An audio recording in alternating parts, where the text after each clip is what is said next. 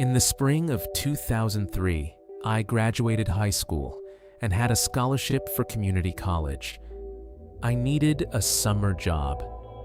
A friend of my dad's, Duke, was caretaker at a local cemetery, but was taking time off for back surgery. His son, Brian, would cover days. Duke offered me the nights. Night watchman, 8 p.m. to 5 a.m. Some cemeteries nearby had been vandalized. He'd pay me out of his own pocket. I wasn't someone who spooks easily, but 9 hours alone in a cemetery did give me the creeps. I said sure. The cemetery was on the outskirts of town, 6 acres, graves going back to the early 1800s. Duke gave me a tour. I was to sweep the grounds every hour and log anything unusual. If I found trespassers, I should call the police, not confront them. He showed me a shed with a desk, a notebook, and a big flashlight.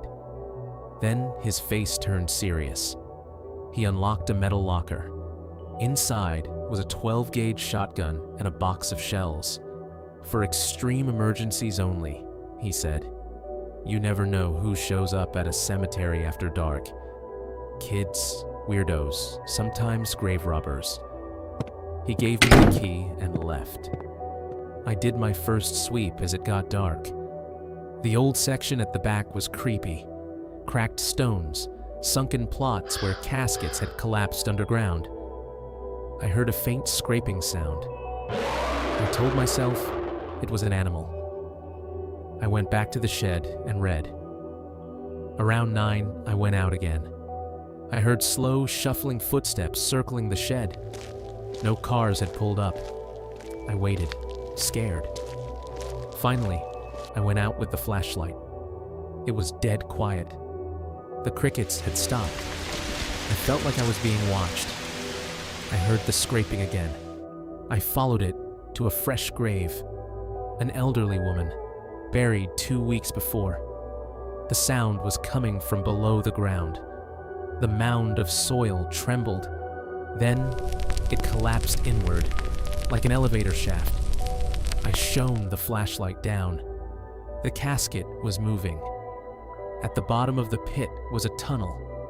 A pair of thin gray arms with long fingers and black claws were sticking out of the hole, dragging the casket in.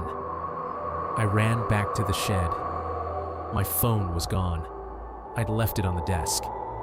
Inside, everything was trashed. Tools scattered, desk overturned, my book torn to shreds, my phone smashed. I heard the shuffling again.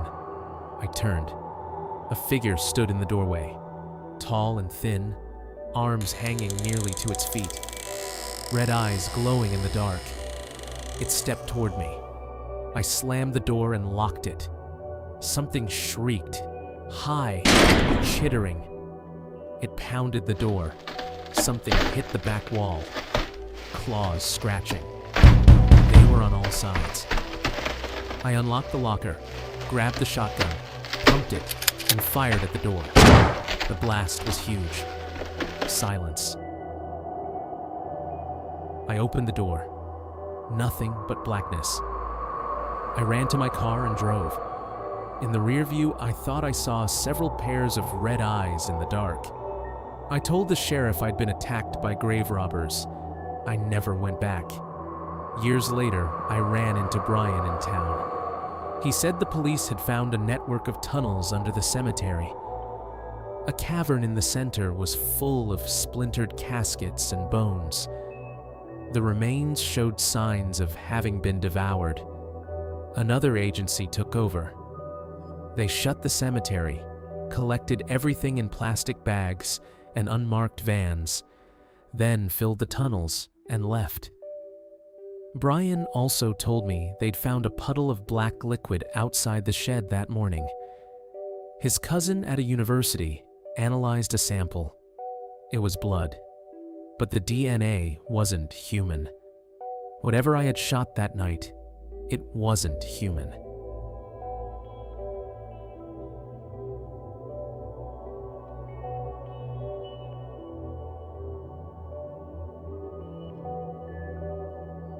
I work as a night watchman in a building owned by a government agency. They specialize in science and research related to space exploration. I've been there 2 years. I got the job because of my experience as a combat veteran. I was trustworthy with secrets. In the first 6 months, I was trained to check every major part of the headquarters. I got a master key and a retinal scan. I could go anywhere.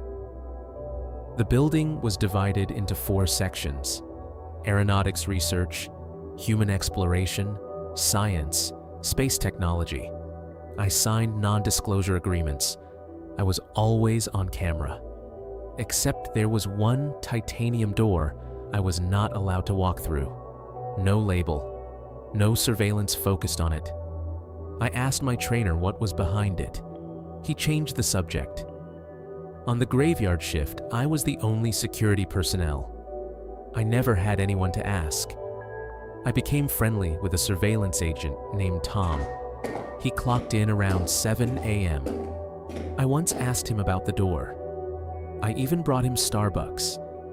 He said it was once used as an archive of life forms found in the ocean, or maybe discarded parts from engineering. He wasn't sure. One night, I was doing my rounds. Everything was silent. I heard a scream. I slammed my fists on the door and announced myself. Everything went quiet. I called someone higher up. When I gave him the location of the door, his tone changed. He became dismissive. "Creaky pipes," he said. "Put in a work order for maintenance." My curiosity didn't go away. One morning, I pulled Tom aside. I told him I knew he'd been taking files. I said I needed his help. I needed the door's key. I needed him to secure the surveillance when I went in that night. If he didn't, I'd report what I knew. He slipped me a key with a handshake. In the middle of my shift, I went to the door. I used the key. The door opened. The room was black. I found a light. A siren went off. I found another lock inside and used the key. The alarm stopped. The room was primitive. Old machines, rust, cobwebs, large custom speakers in the corners. I turned into the next room. A podium with illustrations of seraphim wings, a circular glass case on top. I found a slot and used the key. The glass retracted. On the slab were yellow legal pads, handwritten text. I read. The author was a scientist I knew. The document said he had received acoustic sound waves. His measurements showed they came from the asteroid Icarus. The sounds formed syllables. He ran them through a database. They matched a language created by Renaissance occultists John Dee and Edward Kelly. When translated, the text was a first-person story, an entity claiming to be a fallen angel, exiled from their original galaxy. I kept flipping, charts and glyphs. I opened a cupboard at the bottom of the podium and knocked it over. The scientist's body lay there. His innards had seeped out. The carvings on his flesh resembled angel wings.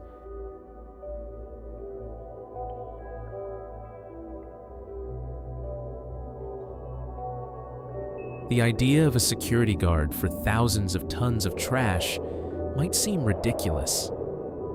I wasn't sure why they needed one, but I needed a job, and it paid well. The stench was constant and overwhelming. I have a poor sense of smell, and don't mind showering twice a day. I still wear nose plugs on duty. On my first day, the daytime guy, Derek, showed me around. As it got dark, he seemed anxious to leave. I had to make 2 walking rounds each shift. He told me to call if I had any trouble. What trouble? It's a landfill. The gates are closed at night. Derek's tires squealed when he left. I was alone with acres of rotting garbage. The place had a 10-foot razor wire fence. I was required to have a firearm license. On my first round, I noticed the barbs on the fence were all pointing inward, as if the point was to keep something in. I heard shifting in the trash piles. I saw red eyes. I told myself it was rats. Back in the office, I could still hear the piles moving. Something rolled down a mound. Then the objects on top began to shake. A human hand broke the surface. Then an arm. Then a horribly mangled head. The person was clearly dead. I could see bullet wounds. He was pulling himself out of the garbage. Another one started moving. I counted at least 5 bodies, well-dressed, newly dead. Someone was using the landfill to get rid of people. The owners might have known. I wasn't dumb enough to ask. I got my pistol and an extra clip. I had to finish what hadn't been handled properly. The next morning, Derek looked relieved. I told him I'd had to shoot 5 rats. He nodded. I told him where they were buried. Some days I shoot a dozen. Some days only a couple. I've accepted the job is permanent.